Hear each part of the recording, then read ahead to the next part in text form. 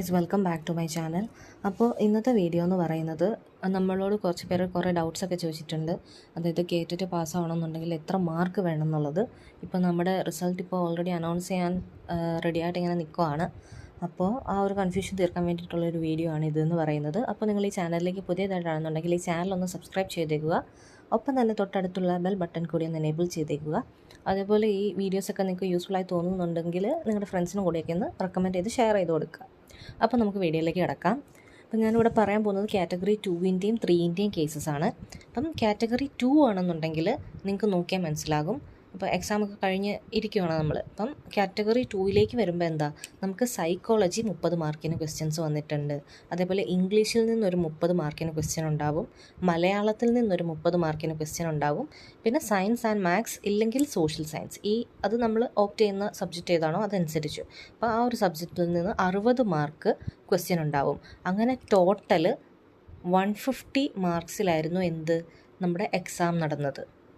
Category 2 150 മാർക്കായിരുന്നു total എക്സാമിൻ്റെ. ഇതിന് pass mark എന്ന് പറയുന്നത്, ഇവിടെ ജനറൽ കാൻഡിഡേറ്റ്സ് ആണെന്നുണ്ടെങ്കിൽ നിങ്ങൾക്ക് 90 കിട്ടിയിട്ടുണ്ടെങ്കിൽ നിങ്ങൾ പാസ്സായി. ഇനി 89 ആണെന്നുണ്ടെങ്കിൽ നിങ്ങൾ പാസ്സായില്ല, മറിച്ച് 90-ലാണ് നിൽക്കുന്നതെങ്കിലും നിങ്ങൾ പാസ്സായി. അതേപോലെ ബാക്കിയുള്ള കാൻഡിഡേറ്റ്സ്, ഇപ്പോൾ SC ST OBC അങ്ങനെയുള്ള കാൻഡിഡേറ്റ്സിനൊക്കെ 82 ആണ് പാസ് മാർക്ക് വേണ്ടത്. അപ്പോൾ ഇത്രയാണ് നമ്മുടെ കാറ്റഗറി 2വിനെ സംബന്ധിച്ച്. ഇനി കാറ്റഗറി 3യിലേക്ക് പോവുകയാണെന്നുണ്ടെങ്കിൽ അവിടെ വ്യത്യാസമുണ്ട് നമ്മുടെ പേപ്പറിന്. കാറ്റഗറി 3യിൽ വരുമ്പോൾ എന്താ, സൈക്കോളജി നമുക്ക് 40 മാർക്കിന് ക്വസ്റ്റ്യൻ ഉണ്ടായിരുന്നു. അതേപോലെ ലാംഗ്വേജ് നമ്മൾ ഓപ്റ്റ് ചെയ്യുന്ന ലാംഗ്വേജ് ഏതാണോ, കാറ്റഗറി 2വിന് നമുക്ക് ഇംഗ്ലീഷും മലയാളവും അറ്റൻഡ് ചെയ്യണമായിരുന്നു. അപ്പോൾ ഇവിടെ കാറ്റഗറി 3യിലേക്ക് വരുമ്പം ഐദർ ഇംഗ്ലീഷ് ഓർ മലയാളം, നമ്മൾ ഏതാണോ ഓപ്റ്റ് ചെയ്യുന്നത് അത് നമ്മൾ അറ്റൻഡ് ചെയ്താൽ മതിയായിരുന്നു. അതൊരു 30 മാർക്കിനായിരുന്നു ക്വസ്റ്റ്യൻസ് ഉണ്ടായിരുന്നത്.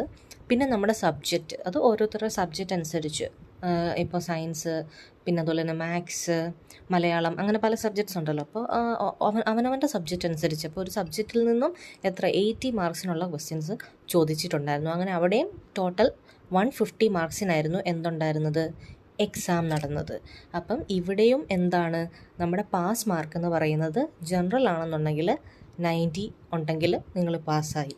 ഇനി ബാക്കിയുള്ളവരുടെ കേസിൽ നോക്കുമ്പോഴത്തേക്കും 82 ആണെന്നുണ്ടെങ്കിൽ, അതായത് നമ്മുടെ SC ST OBC ബാക്കി കാൻഡിഡേറ്റ്സൊക്കെ 82 ആണ് അവരുടെ പാസ് മാർക്ക് എന്ന് പറയുന്നത്. അപ്പോൾ ഇതാണ് കേട്ടിട്ട് പാസ്സാവാനുള്ള മാർക്കിൻ്റെ എലിജിബിലിറ്റി എന്ന് പറയുന്നത്. അപ്പോൾ നമുക്ക് ഓൾറെഡി നമ്മുടെ OMR ഷീറ്റ് ഉണ്ട്, അത് വെച്ച് ജസ്റ്റ് ഒന്ന് ചെക്ക് ചെയ്ത് നോക്കിയാൽ നിങ്ങൾക്ക് ഏകദേശം കാര്യങ്ങളൊക്കെ മനസ്സിലാവും.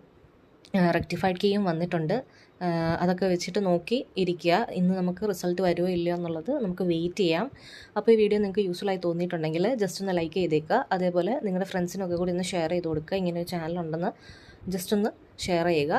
ഒപ്പം നിങ്ങൾ ഈ ചാനൽ സബ്സ്ക്രൈബ് ചെയ്തിട്ടില്ല എന്നുണ്ടെങ്കിൽ ഈ ചാനലും കൂടി ഒന്ന് സബ്സ്ക്രൈബ് ചെയ്തേക്കുക.